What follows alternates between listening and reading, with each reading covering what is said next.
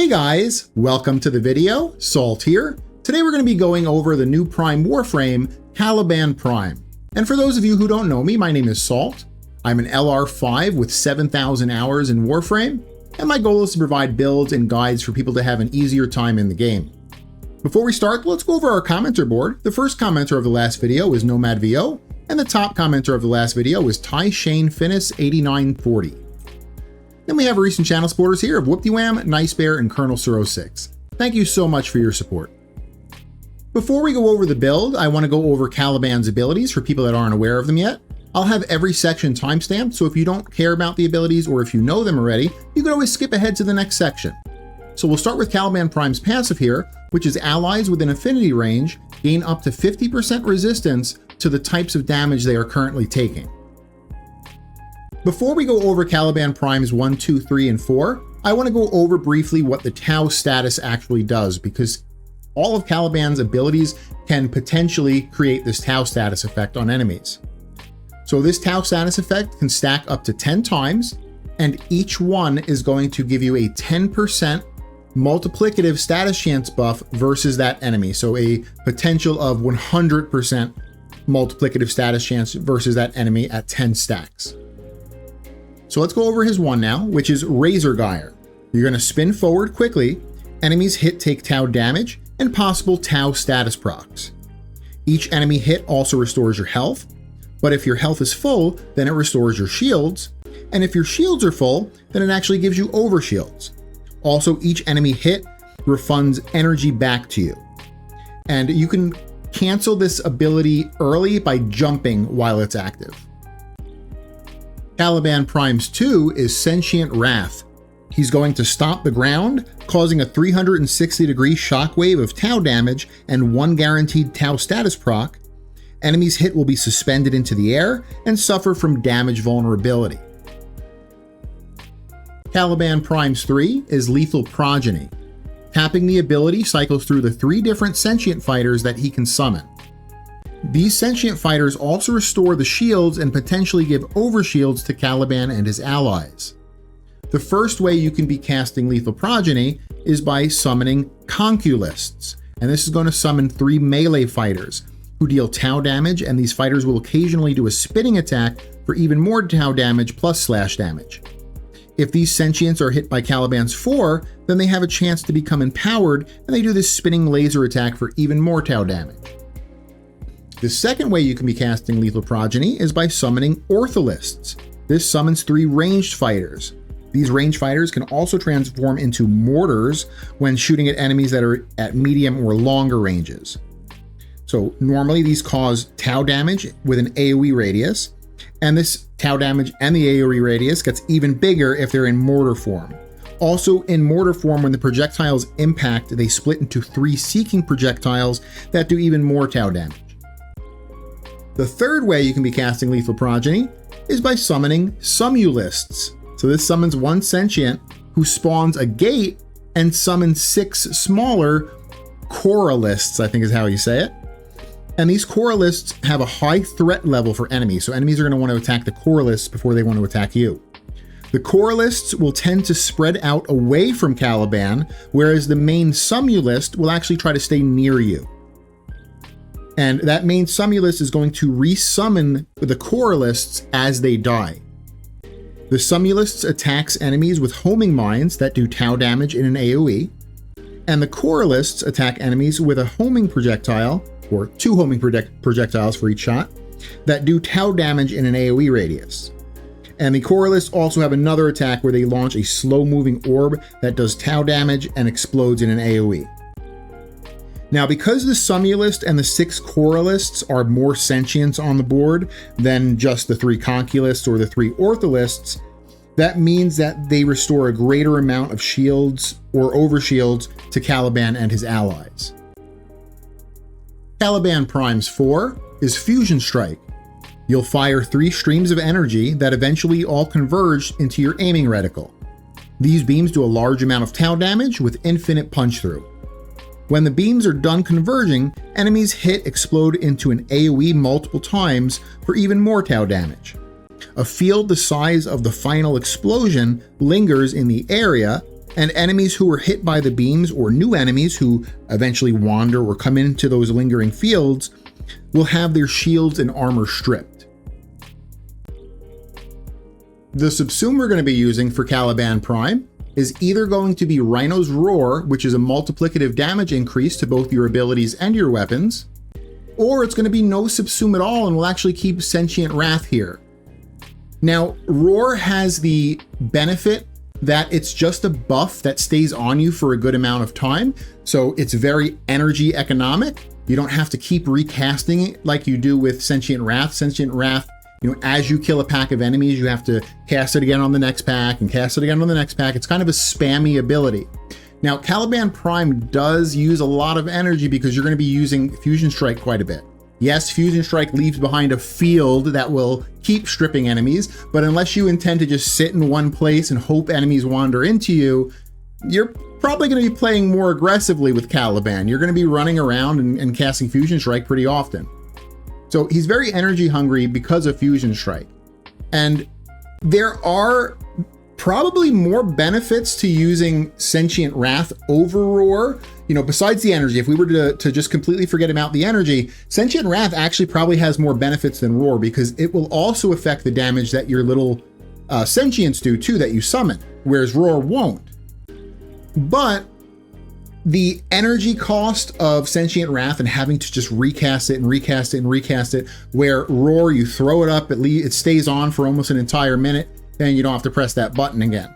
That really is, I feel like, what pulls this over Sentient Wrath, but you can make that decision yourself. If you feel like you want to be a little bit more spammy, maybe you don't feel like you're too energy hungry, you can do Sentient Wrath here too. Now let's go over the mods. Prime Redirection for shield capacity. This is used to reach a full 2.5 second shield gate. Now you don't need the primed version to actually reach that 2.5, but if you have the primed version, why not? Why not throw it on here? Next we have Adaptation for that 90% damage reduction. That works on shields importantly. Archon Stretch for ability range and also gives us a little bit of extra energy back too. Prime Flow to increase our energy pool. Prime Continuity for ability duration. Blind Rage for ability strength. Transient Fortitude for ability strength. Umbral Intensify for ability strength. In the Aura slot, I went with Growing Power for more ability strength, that's right. In the Exo slot, we have Cunning Drift for a little bit more ability range. And in the Arcane slots, the first one is Arcane Aegis. This is very important because this build actually only really needs 3 things to function. It just needs Prime Redirection, Adaptation, and Arcane Aegis. And with those 3 items, you could pretty much go AFK in a Steel Path Lewis Circulus, maybe go take a dump, and when you come back, your guy will still be alive. So those 3 items are very important. So Arcane Aegis is on shield damage, you have a 3% chance for plus 30% shield recharge for 12 seconds. And the next arcane here is Arcane Energize. I went back and forth with this slot. I was kind of going back and forth between a few different arcanes. I didn't like that some missions I was really energy hungry and some missions I was okay. And I felt like just adding Arcane Energize will always make you okay on energy. So I ended up deciding to put Energize here. It's not a 100% necessity though. You could technically use another arcane if you feel like using a different one here. But personally, again, I do suggest Arcane Energize. Okay, so I just wanted to briefly showcase the strength of the foundation of our build. And remember, that's going to be Prime Redirection or Redirection, Adaptation, and Arcane Aegis. And because of that, I only have those 3 items on right now. I have no other mods and no other arcanes on. I even took my pet off. And, if you want to double check that, you can look at the buff bar on the top right. You can, make sure nothing else pops up there, but I only have those 3 items on. So let's go ahead and hack the terminal. I'm going to put myself in a situation where I can pretty much get hit by everything that spawns. This hallway is pretty decent. I'll put myself kind of like at the top here. They should all be, or maybe down here. They should all be shooting at me and everything else that spawns will be kind of coming in this room here. So Arcane Aegis by itself, with Adaptation of course, is going to be pretty much carrying you. If you look in the top right, you'll see my shields there. That's Arcane Aegis proccing. Sometimes you'll get unlucky with Aegis and you'll notice that your shield gate will finally proc, right? Like their Arcane Aegis is going, it just procced again. But if I got unlucky with it, you may see my shields go, down to 0 where my shield gate finally hits. When that happens, what you're going to do right here, you're going to press your 1. And it's because you get shields back for each enemy hit. Now my Arcane Aegis is taken over again here. I probably could have done my 1 a little bit longer so I got more than just like 300 shields back. But most of the time, that's all you're going to have to do. You're going to have to tap it, or if you want, maybe hit some more enemies so you get like 1,000 shields back or something like that. There we go. I'm going to go ahead and press my 1. And then Arcane Aegis takes over again. And it really depends how often you're going to have to press your 1. It depends how lucky or unlucky you get with Arcane Aegis. I've done these runs where I've gone the entire time until I was out of life support without even having to press the 1. And then I've gone where I've had to press, 4 or 5 times there. But that's the basic gist of the build here. Everything else, all the other mods in the build are pretty much just supporting this concept. Yeah, so I just wanted to showcase that. So I'll go ahead and go back to the orbiter here. Now let's go over possible externals for Caliban Prime. Now, none of these are mandatory. These are all optional. I'm just going to tell you what I like to use on him. We'll go over Archon shards first here. The things that I think are close to being mandatory, they're not mandatory, but they're close to it, is 2, possibly even 3 yellow shards for casting speed. And that's because you're going to be casting his 4 a lot, and his 4 is kind of slow to cast. I use 2 shards for casting speed. I find that to be perfect. It's really quick to go through his 4th animation. And so I like that. 3 I think is fine though too. I also use 1 shard for effectiveness on energy orbs. This may be overkill, especially since I'm already using Arcane Energize, but I put it on here anyway. And then I use 2 shards for ability duration, just so I don't have to recast Roar as much. So again, helps with a little bit of energy economy there. For the primary and secondary slots, Caliban Prime is really free to use whatever the hell he wants. Just consider that he does produce a lot of Tau status. Tau status gives you multiplicative status chance. So the first thing I thought of was, oh my goodness, I'm going to go Strun Prime with like 2000% status chance, because the Strun is an Incarnon that can get like up to 1000% status chance. It's crazy. And so I was like, okay, I'm going to use that, and then I'm going to have the multiplicative status chance from Caliban Prime, and it works. It works. It's really good on him. I love my boar, so I went back to my boar. But the Strun is a really good combo wombo with Caliban Prime. It's just that, the boar has my heart. The boar has my heart, so I had to go back to it there. The secondary, you could use whatever you want. I use the Azima as my overguard generator. I have a video out about it. Again, Caliban Prime doesn't really need an overguard generator, but why not? Why not generate a little bit of overguard there? For the melees, you're going to want to pick a melee that has some kind of a passive that works all of the time that's useful. So you can maybe go with the Praetos that gives you parkour velocity. Maybe you go with like the Okina, the Anku, or the Bow Incarnon that just gives you passive movement speed all the time. You can go with the Ripkas with the Amalgam mod that makes your shotguns have quicker reload speed. Or you can go with the Furax Wraith that has the Amalgam mod that makes your secondaries have more fire rate. So that's really up to you, depending on what you're going to be using as your primary damage source there. Me, again, like I said before, I'm going to be using the boar as my primary damage source. So I'm going to use the Ripkas because they give my boar more shotgun reload speed, or less reload amount. Yeah, you know what I'm saying. In the focus school, pretty much up to you. Zeneric is decent for energy regen. Nothing else is super useful. Vazarin will increase your affinity range, and that will affect his passive. So if you want to be a little bit more of a helpy helperton and try to, get that 50% damage reduction to your teammates, Vazarin could be a nice helpful thing for you to use. Me, I am a selfish bastard, so I will not be using that. I'm going to be going for Zeneric for just passive energy regen. Matterize okay too for a very small amount of passive damage. And then in the pet slot here, Caliban's pretty open to any pet, but he really likes robotic pets. And it's because of this mod right here, Guardian. Now, if you look, Guardian can go on any robotic. So you can use a Sentinel, you can use a MOA, you can use a Hound. So it doesn't matter, just some kind of a robotic pet. But Guardian is boosts owner shields by 100% when it runs out. So in those oh shit scenarios where, you know, you've, Aegis hasn't procced and your shields have gone to 0, and I don't know, maybe you're out of energy for some reason, you can't cast your 1, boom, Guardian takes over, pops you up to full, and you're good to go. So this is really good. It's just like an oh shit thing that you can put on your pet. Works really damn good. And the Mechanical Hound is great for spreading statuses, and that's a great thing too, right? Viral spreading, magnetic spreading, that's all really good. So the other thing to consider is a MOA, and it's for this mod right here, Stasis Field. So it creates a stasis field for 30 seconds. While inside the field, all enemy projectiles move 90% slower and deal 60% less damage. So what this does is it actually affects that projectile damage by 60% before it hits you, and then adaptation, you know, takes over. So it's kind of like another damage reduction that gets put on top of, you know, adaptation or armor. You could use this on as well, but works really good on shield and adaptation frames, because shield and adaptation frames, armor doesn't work on them, so they only have adaptation really. So this is like another DR on top of that. So out of the MOA and the Hound, I do like the Hound a bit better. I think he spreads statuses a bit better with his synergized prospectus. So personally, I'm going to be going for my little Mechanical Hound here. This is how you build out the new Prime Warframe, Caliban Prime.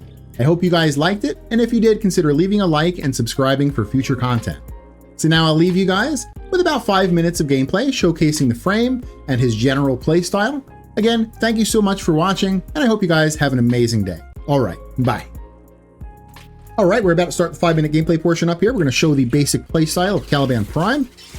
And that's going to be keeping your roar up, which is your 2, keeping your Sumulus down. Let me switch to it here. Sumulus down, roar up. When you see a big group of enemies like this, cast your 4 on them. Make sure they're all armor stripped. Remember, it's going to maintain a field there as well for a few seconds. That will continually strip if people walk into it. When you see a new group of enemies, maybe like this, you do 4 again on them.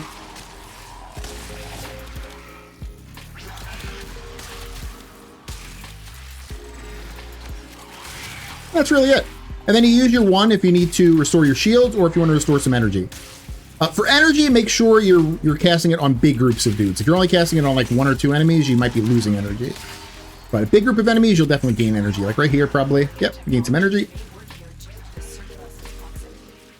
And that's why I'm saying you don't really need Arcane Energize. I like it though. It's up to you depending on how active you want to be with your 1. If you want to be super active with your 1 and you want to try to get all of your energy from your 1, then you don't need Arcane Energize. I kind of do a mixture of both. I use the 1 a lot, but I don't use it all the time to get energy.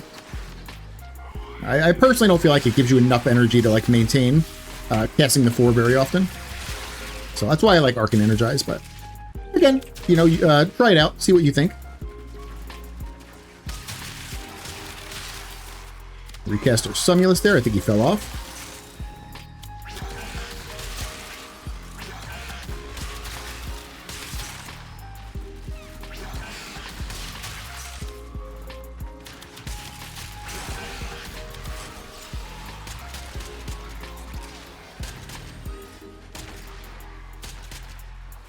I have the same problem I have with Necros though here, where a lot of times I shoot at my own my own dudes.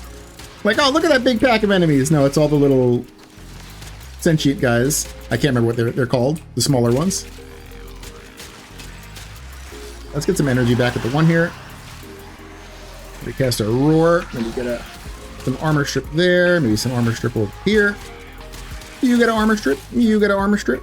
Maybe these guys over here get an armor strip.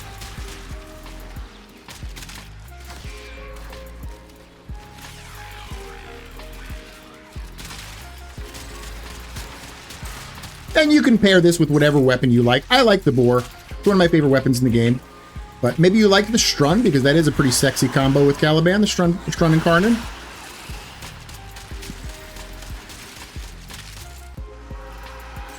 Let's get Sumulus out. Let's get a little bit of armor strip there.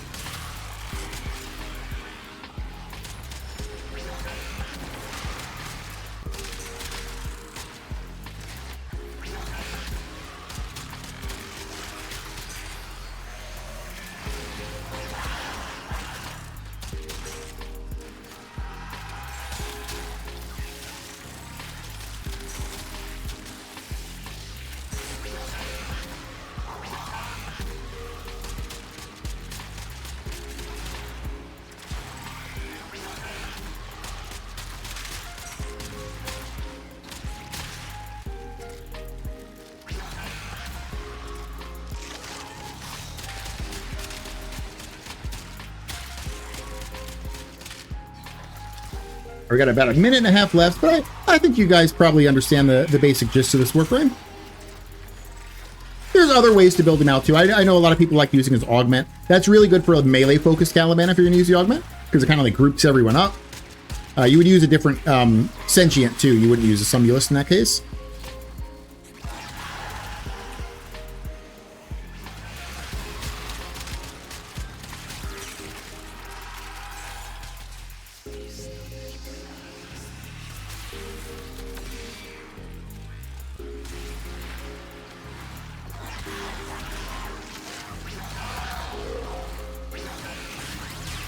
There you are.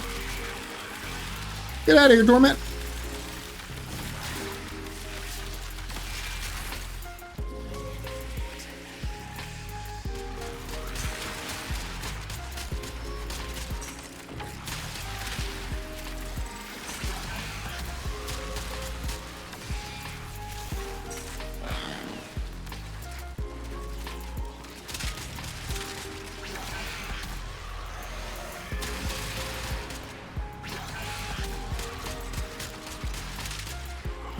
All right, 5 minutes left. We'll deal with Thraxes, and that'll be about it.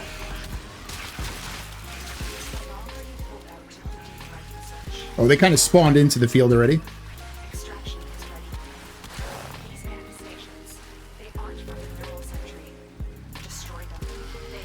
All right, that's 5 minutes. Again, I think you guys get the gist of Caliban there, so hope you guys liked it. I'll see you guys in the next video.